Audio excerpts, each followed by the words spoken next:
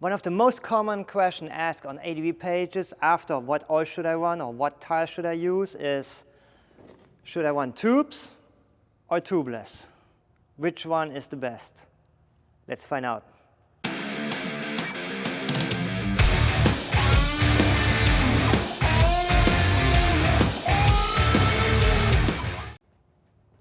Alright everyone, welcome back to the channel. Thanks for tuning in, thanks for clicking on this video. Let's dive into this, the goody old debate, tubed or tubeless.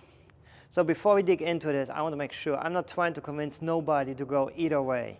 There is no right or wrong here. All I'm trying to do is point out the pros and cons of each one so you can decide which is the way for you to go. So let's dig into this. So I have a few rims here. I'm going to show you each one, the different design, how they're made. And these are not ADV wheels, rims, but they function the same way. So this is just a demonstration to give you guys an idea who is who and what is what. So here we have a one-piece cast design wheel. So there has a cast, a molding, they pour the hot liquid in it, this time aluminum, and that's how this wheel is made. So it's a one-piece tubeless design. You would see this type of rim on a KTM 1290S or on a V-Storm 650, for example. So here we have the good old traditional spoke wheel. This is what motorcycles have been using for 100 years. It's the go-to for many off-road enthusiasts. And the difference between this and the cast wheel is that this is a multi-piece wheel. So the outer rim is one piece, the hub and the center is another piece, and then you got all the spokes that hold all that together. This is a tubed system, so you could not run tubeless on this. And the reason is, I'm going to show you guys exactly why. You see all these nipples here? This is where the spokes passed through and got tied down into the wheel to make it a one piece. And these are not airtight. So if you would just put a tubeless tire in and arouse them, the air would escape through the nipples right away. So and this is why this is a tubed spoke wheel. And then what we have here is now very common and very popular for the newer ADV bikes. This is a spoked tubeless wheel. So just like the other spoke wheel, you have a hub, you have a rim, you got spokes, but here's the difference. If you look here, as you can see, no nipples. That means nowhere for air to escape. And the way they did it, instead of passing the spokes to the inside of the wheel, they made that latch inside here where the spoke just hooks in. And that is how they make this wheel tubeless. So the newer ones, the new ADV bikes now, they don't have that center thing you would see like on a Pan America, for example. They have a ledge outside where the spokes come through. The new BMWs are like this. The KTM 790, 890s are like this. So they look a little bit different, but they work the same. All right, so now that you have seen the main different type of wheels, we're going to get rid of this guy. Because my point that I'm going to try to do here is going to work perfectly with the other two wheels. So I just wanted to show you guys how a one-piece wheel would look like. So this one is now out of the picture here. So that leaves us with tubeless and tubed. We're going to start with the tubeless system first. Let's see the pros and cons of this wheel. So the common idea is if you have a tubeless system, that if you pick up something like a screw or a nail, that you just pull it out, put a plug, and keep going. So let's see exactly what's going on here. So let's assume that you pick up this screw, you know, it punches your tire, it's sticking in there, and you have a flat. So the idea is that you pull this out, put a plug in, air it up, and good to go. And in some cases, this is true, you know, that works. But what happens if your screw or nail goes to a sidewall? You cannot plug a sidewall.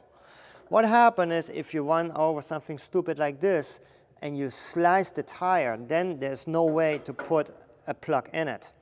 So the plug works in the ideal condition. The ideal condition would be just like a little small round object on the center of the wheel that you just pull out, put a plug, and keep going. If that is the cause for your flat, then you're good to go.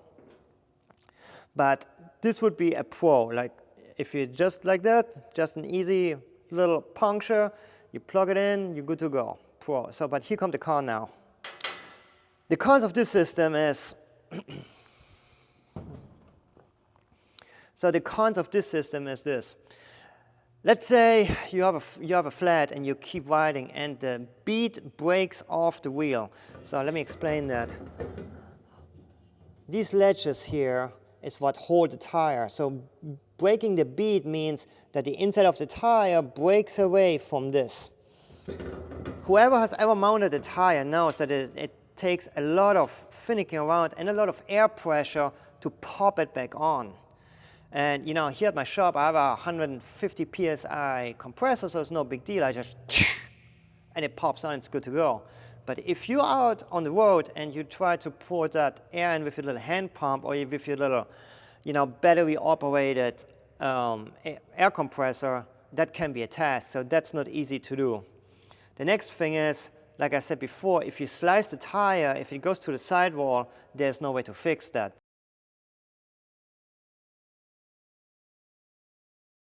That means you're stranded now with a flat tire. Another thing that happens every once in a while, I've seen guys that they hit rocks and actually these beads here, they bend out and then the tire doesn't seal on it anymore. Now you have a slow leak. That means every, 10, 15 miles, you have to stop and put air in it again. So there's that. So in a nutshell, this is easier to fix in the ideal condition, but in the not ideal condition, this turns into quite a pain in the butt.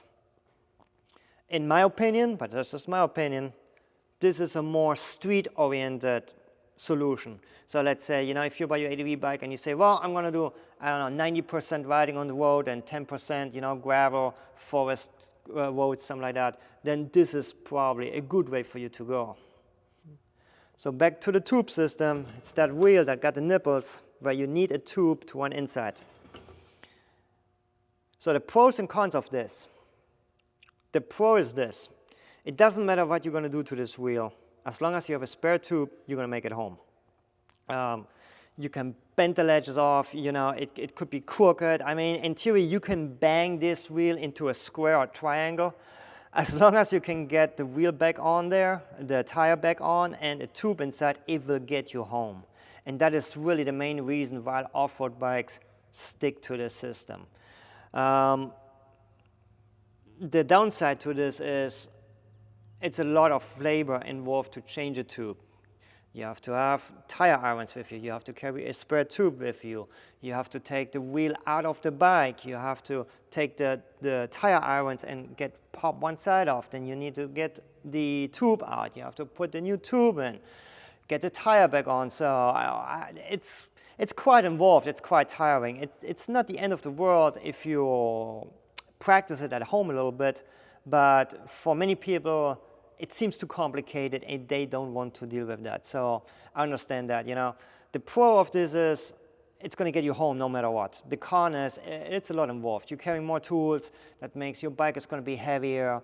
You just have to spend more money on more accessories. You can do just a tire change on the tubeless system. You just need a tire. If you do a tire change on the tube system, ideally you change the tube too. So that would be another 30 or 40 bucks additional cost. So this is more off-road oriented, for guys, for example, like me on the Tenere. I like to stay off pavement as much as I can. I really just use the pavement to get to the off-road section. And this is just the way, when you're out there and you hit a rock, you hit a stump, you cut the tire for whatever reason, you do something stupid, you carry a tube, yes, you have to stop and maybe a buddy is going to help you putting a tube in, but if you're handy enough, half an hour you're done and you keep riding, you're good to go. On the tubeless system, if the tire is trashed, then your trip or your day is over. Then now you need a tow truck and have to bring it to a shop and have to see that they got a tire to change out. So there is that. So in conclusion, there is no right or wrong here. It really comes down what you prefer, what you think you're gonna do mostly riding. If you're gonna say, well, you know, I bought this bike, I'm gonna stay mostly pavement, and I'm gonna do the occasional gravel road, and I just want it to be easy to fix, you know, if I pick up a nail, tubeless, perfect. If you're off-road enthusiast, if you ride your bike hard, off-road, you know, if you go to Arizona, to Moab, whatever, Utah, rocky situations, you're gonna ride the bike fast off-road, you're gonna ride it hard because you're an enduro rider, something like that, then tube is definitely the way to go. All right, guys, I hope that this video can explain it to you, you know, the whole tube versus tubeless, the ongoing battle, the ongoing argument on ADV pages. As I said, there is no right and wrong here. It really just comes down to the choice. What do you do mostly with your bike? And just choose accordingly. Thanks for watching. I appreciate you guys hanging out with me. I hope this was helpful. Like always, you know, if you like this video, subscribe, hit the like button, and see you in the next one. Auf Wiedersehen.